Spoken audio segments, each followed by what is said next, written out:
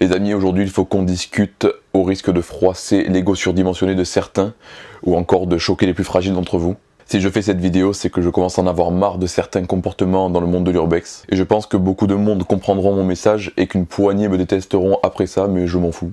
Il faut que je vous dise des choses que beaucoup de gens pensent mais n'osent pas dire, et les seules personnes qui vont pas aimer cette vidéo seront les personnes concernées. Depuis que j'ai commencé dans le monde de l'urbex, enfin plus depuis que j'ai commencé à filmer, j'ai remarqué que, et je suis pas le seul à l'avoir remarqué, que le monde de l'urbex commence vraiment à partir en couille. Et je me trompe peut-être, mais je pense qu'il est temps de remettre certaines choses au clair. Dans cette vidéo, je vais parler d'un certain type de personnes, que je vais classer en catégories, mais je ne citerai jamais de nom. Parce que malgré que notre pratique soit illégale, c'est le genre de personne qui serait capable de porter plainte contre moi. Je reçois depuis que j'ai commencé beaucoup de messages et de témoignages en privé, ou alors je constate sur les groupes dont le mien, que beaucoup de personnes se permettent des remarques ou alors des attaques complètement hypocrites. Et pour commencer, on va attaquer par la première catégorie de personnes, les dieux de l'urbex. Les dieux de l'urbex sont très nombreux sur les groupes Facebook et en plus, souvent administrateurs.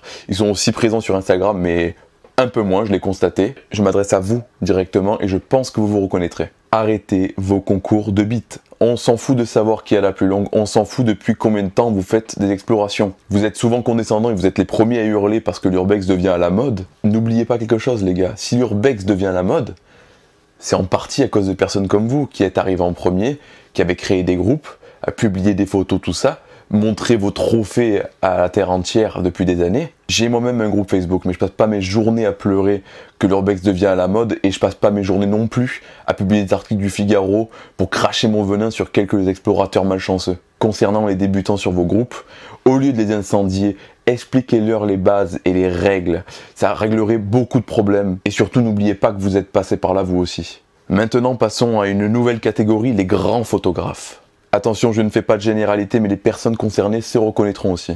Je parle essentiellement des photographes qui ont un ego pas possible et qui passent leur journée à cracher sur les youtubeurs. Sous prétexte qu'on donne trop d'indices dans les vidéos ou qu'on cherche des likes, des commentaires, des vues, du buzz. Mais les gars, me dites pas qu'en publiant vos photos sur Facebook, sur Instagram, tout ça, vous n'attendez pas exactement la même chose que nous. Vous partagez vos photos sur la terre entière, sur tous les réseaux du monde, Facebook, Instagram, Twitter et j'en passe. Sur les groupes Facebook, 400 groupes différents, au point même de vous tromper et de publier vos photos sur des groupes de réunions de Tupperware. Alors s'il vous plaît, ne soyez pas hypocrites et fermez vos gueules, putain. Moi-même, j'ai trouvé des lieux grâce à vos photos, les gars. Vous faites exactement la même chose que les youtubeurs, c'est juste le mode de capture qui change. Alors ne pensez pas mieux faire. Ceux qui ne cherchent pas le buzz, les likes et les abonnés, ils sont tout simplement pas sur les réseaux, ils gardent leurs photos pour eux. Basta. Passons maintenant à une nouvelle catégorie, les youtubeurs. Encore une fois, comme pour les photographes, il y a des gens qui n'ont absolument rien à se reprocher, mais qui en prennent plein la gueule à cause d'une poignée de trous de balles. Je suis le premier à défendre les gens qui frôlent le putaclic, parce qu'il n'y a rien de plus frustrant que de travailler pendant 2 semaines sur une vidéo et qu'elle ne marche pas. Moi-même, j'aime exagérer mes miniatures, j'aime exagérer mes titres pour attirer du monde sur mes vidéos et c'est absolument normal. Les journaux le font, la télé le font, vous bouffez de la pub toute la journée, mais par contre quand c'est YouTube, c'est tabou. Et le vrai problème, c'est que j'en vois certains, et malheureusement beaucoup, qui sont prêts à tout pour le buzz, qui passent leur temps à faire du fake, à tout déplacer dans une maison pour faire la vidéo de l'année, faire venir des dizaines de personnes sur des spots, à créer des scènes en mettant du faux sang, en éclatant des fumigènes, donc forcément détériorer un lieu, faire semblant de se faire agresser, donc dans la panique partir abîmer encore une fois le lieu, ou alors arracher des scellés de la police alors qu'une enquête est encore en cours, ou encore d'autres qui filment n'importe quoi, tous les indices du monde et qui ne cachent absolument rien. C'est ce genre de youtubeurs qui sont prêts à vendre leur mère pour du buzz, qui font une très mauvaise image aux youtubeurs qui n'ont rien demandé, qui font ça par passion, qui ne font rien de mal, qui ne dégradent rien, qui ne touchent rien et qui prennent soin de cacher les indices sur la localisation d'un lieu. Concernant l'argent dans le monde de l'exploration, je ne suis absolument pas contre le fait qu'un youtubeur ou un photographe veuille gagner de l'argent avec son travail. Entre nous aujourd'hui, qui travaille gratuitement et qui ne rêverait pas de gagner de l'argent en faisant quelque chose qu'il aime? De mon côté, et je suis transparent avec vous, je gagne à peine de quoi payer mon gasoil pour les explorations. Mais bien sûr que j'aimerais gagner plus. Mais par contre, je n'irai pas, comme certains, aller faire payer un abonnement supplémentaire sur YouTube par exemple, juste pour voir quelques vidéos en avant-première ou je sais pas trop quoi. Et bien sûr une grosse pensée à tous ces enculés qui vendent les localisations sur internet ou encore qui vendent des objets volés sur les spots. J'ai carrément vu récemment un mec qui a mis en vente sur Facebook une cuisine entière en inox qu'il a pris sur le spot en photo et il a mis en vente. Je sais pas, il faut quand même être con.